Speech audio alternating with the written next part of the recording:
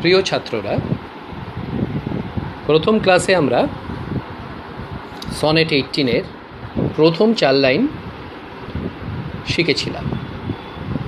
আজকে second quatrain মানে প্রথম 4 লাইনের পরের 4 লাইন থেকে আমরা শুরু করব। Sometime too hot the eye of heaven shines.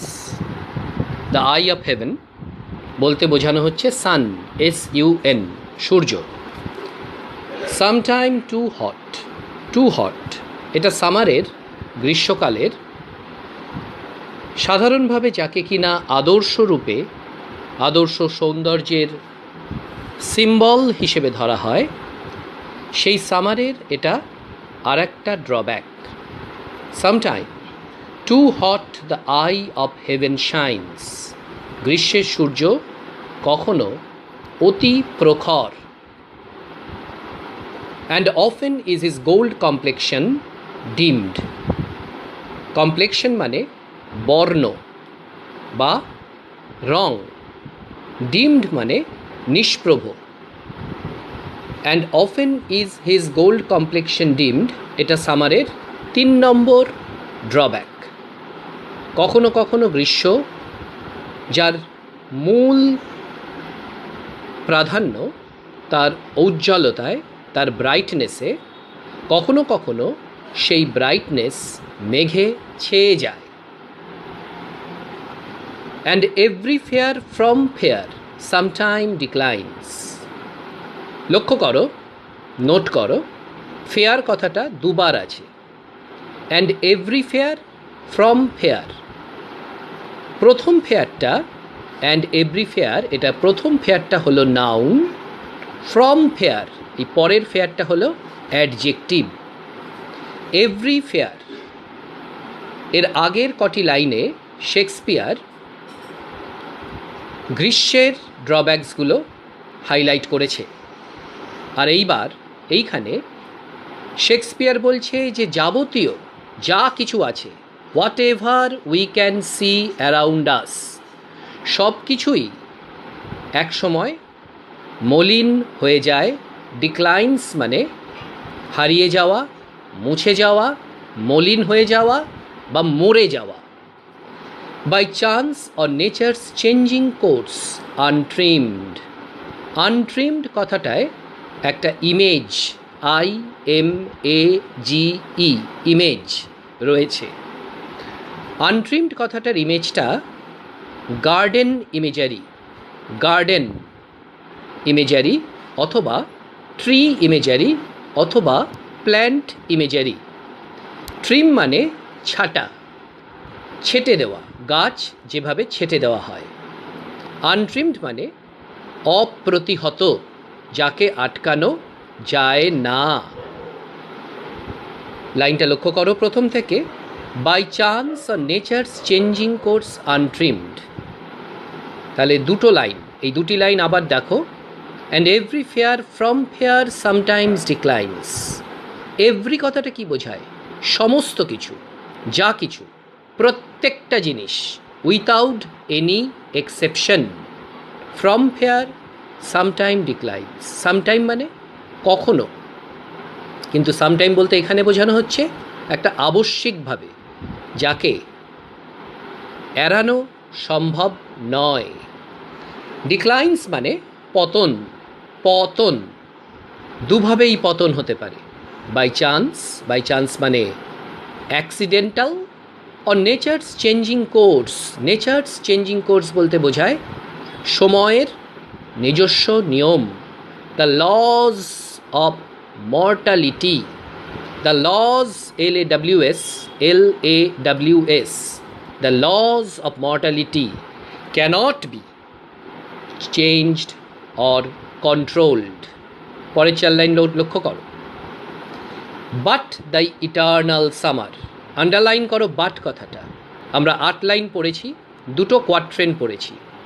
এই দুটো কোয়াট্রেনকে যুক্ত করে সাধারণ সনেট তার অক্টেভ হিসেবে ধরা হয়। বাট থেকে কোয়াট্রেন 3 শুরু হচ্ছে, আবার এখান থেকে সেস্টেট হিসেবেও ধরা হয়। But thy eternal summer shall not fade.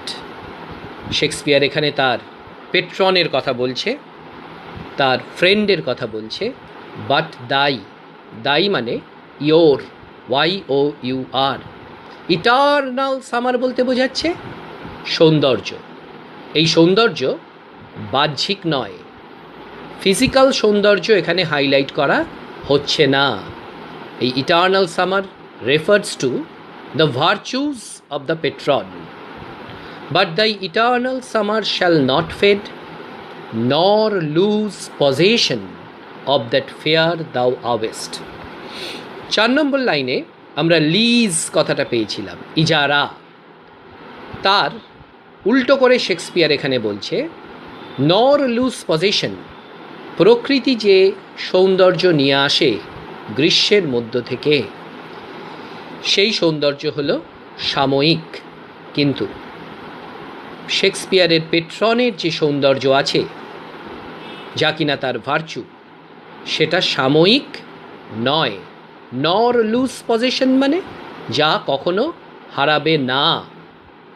নর shall death brag thou. Brag মানে বড়াই করা। Feel, FWL, proud of. Nor shall death brag thou wanderest in his shade. মৃত্যু কখনো এটা নিয়ে বড়াই করতে পারবে না যে সে তার পেট্রনের গুণকে মলিন করে দিতে সক্ষম। When in eternal lines to time thou growest. Eternal lines underline করো। এখানে শেক্সপিয়ার পরিষ্কারভাবে হাইলাইট করেছেন the power of verse, VERS। Verse মানে কবিতা।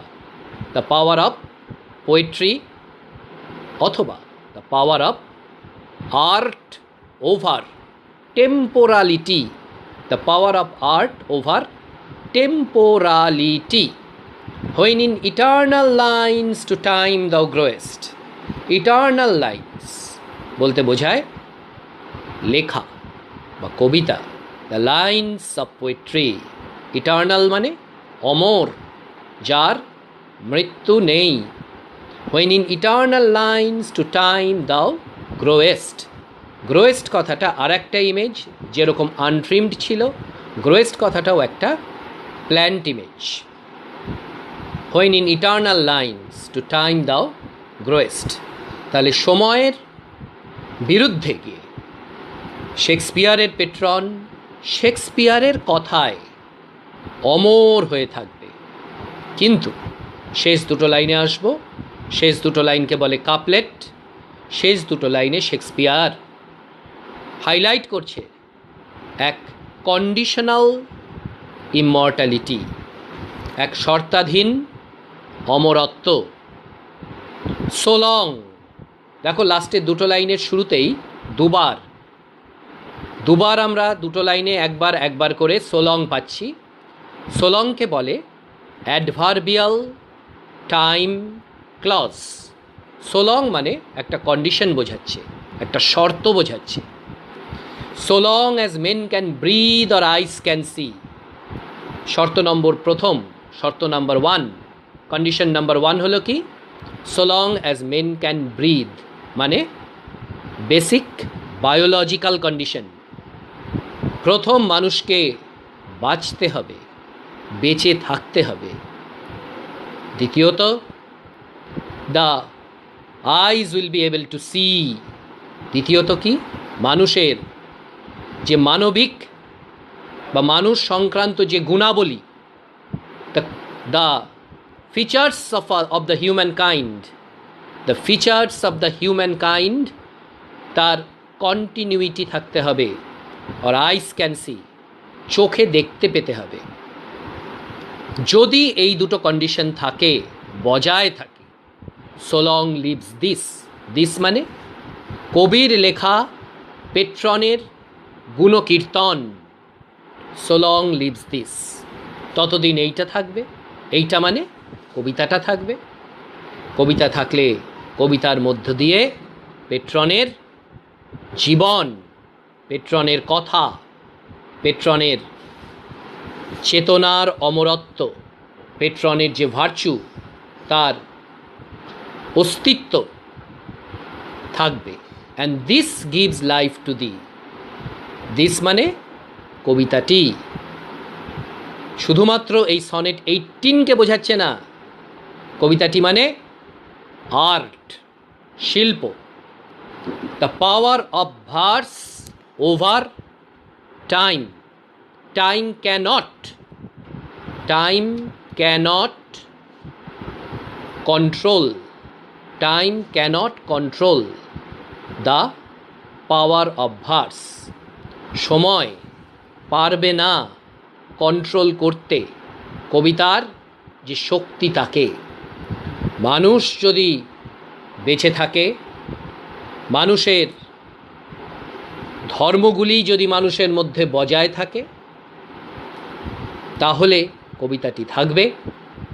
আর কবিতাটি যদি থাকে, তার মধ্য থেকে পেট্রনের অমরত্বও থাকবে, পেট্রন অমর থাকবে। And this gives life to thee, thee মানে you, thee refers to the patron, P